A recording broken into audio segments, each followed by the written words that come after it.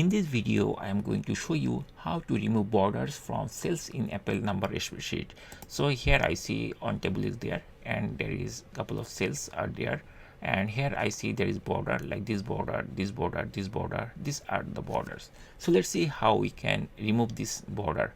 So it's very simple and easy. So at first we need to select the cells where we want to remove the border. So right now, for example, I want to remove the borders only these cells. So I just selected like this way, and then after that I have to come to the format section. On the right sidebar there is format. If we click here, it will be disappeared.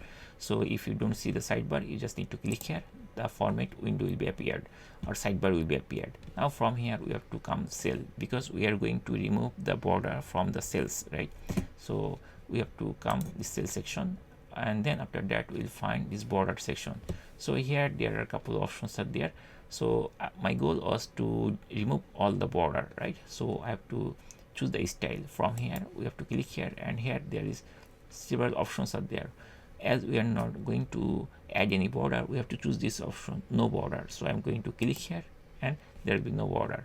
See here there is no border, and that's it. In this way we can easily remove borders from cells in Apple numbers in a spreadsheet.